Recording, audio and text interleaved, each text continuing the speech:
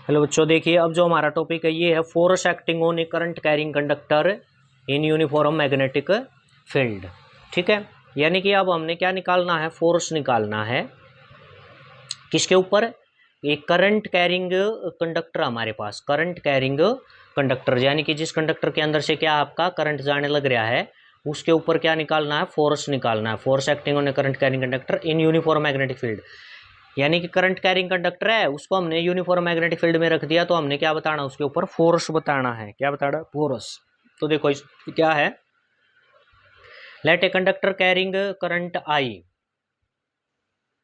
Late a conductor carrying current है I, current क्या है, किसी कंडक्टर में आई करंट है। लेट इट लेंगे यूनिफॉर्म मैग्नेटिक फील्ड बी में इसको रख दिया।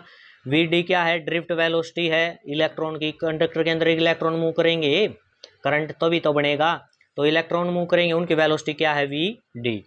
ठीक है, तो अब इसमें देखो क्या बताया है, लेट ये हो गया एल लेंथ ऑफ कंडक्टर होगी बच्चों, ए क्या हो गया एरिया, एन क्या है इलेक्ट्रॉन डेंसिटी। देखो ये जो क्रॉस के निशान दिखा रखे हैं ना, डायग्राम को समझो, क्रॉस के निशान ये मैग्नेटिक फील्ड को दिखा रखे हैं, मैग्नेटिक फील्ड इनवार्ड है, जैसे इस कॉपी में इनवार्ड अंदर की तरफ इस प्रकार से।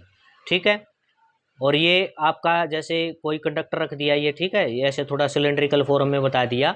ए क्या इसका क्रॉस सेक्शनल एरिया, इसका करंट क्या मूव कर रहा है इसके अंदर से, आई करंट मूव, तो करंट इधर मूव करेगा तो ड्रिफ्ट वेलोसिटी इलेक्ट्रॉन की इधर की तरफ होगी। ठीक है, और इसने कंडक्टर ने मैग्नेटिक फील्ड है इसके साथ क्या एंगल बनाया है, थीटा।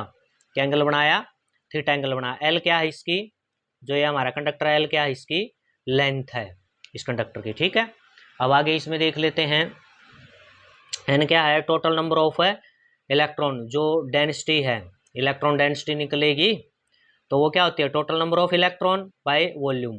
ठीक है, तो एन ए है टोटल नंबर ऑफ इलेक्ट्रॉन क्या है, कैपिटल है एन से दिखा दिया। वॉल्यूम क्या है, ए एल हो जाएगा, क्यों, ए एरिया है और एल क्या है इसकी लेंथ है।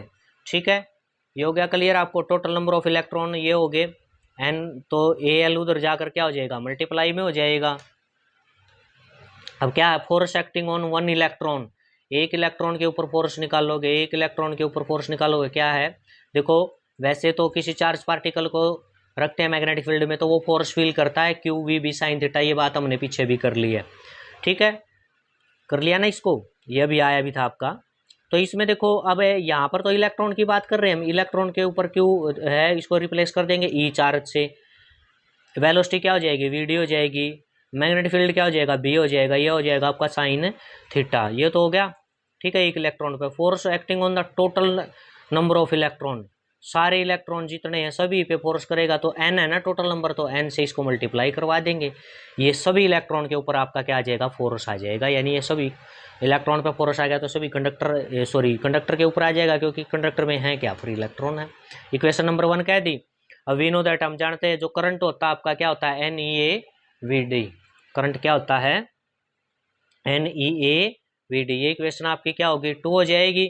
अब इसको जहां पर इस इक्वेशन 1 में N E A V D उसकी जगह मैं क्या रख सकता हूँ, इसमें करंट रख दूंगा, एन ई जो है आपका N E A V D, इसमें आपने क्या रखना है, इसके अंदर क्या रख देंगे, जहां पर एन ई वी डी है उसमें हम रख देंगे आई, क्या रख देंगे, आई रख देंगे। ठीक है, ये क्लियर होगी आपको। तो देखो इसके अंदर अब आपका ये एन की जो था ना आपका कैपिटल एन, इसकी जगह एन ए एल भी आपने पुट करना है, क्या पुट करना है, एन ए एल इस एन की जगह।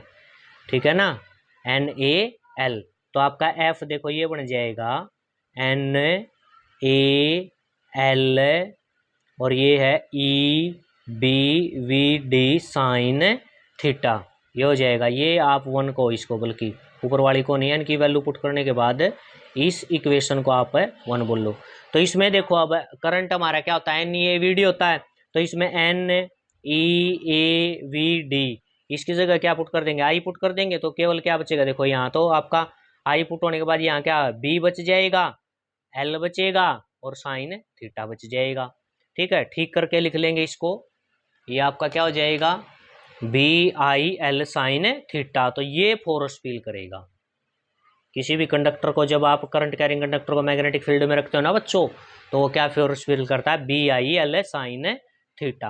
अब स्पेशल केस कर लेते हैं, जब थीटा 0 है और 180 है, तो थीटा 0 180 आपका 0 हो जाएगा, तो फोर्स आपका 0 हो जाएगा, फोर्स क्या हो जाएगा यहाँ पर आपका 0, ठीक है, 0 हो जाएगा। अब थीटा 90 का मतलब क्या है, जो कंडक्टर है उसने मैग्नेटिक फील्ड के साथ आपका 90 का एंगल बनाया है, 90 का एंगल मैग्नेटिक फील्ड के साथ उसने, ठीक है, तो आपका साइन 90 क्या हो जाएगा 1 होता है, तो फोर्स उस पर क्या फील करेगा फिर वो BIL मैक्सिमम फोर्स फील करेगा। क्लियर हो गया। तो ये था बच्चों आपका टॉपिक, इसको अच्छे से कर लेना। Okay, thank you.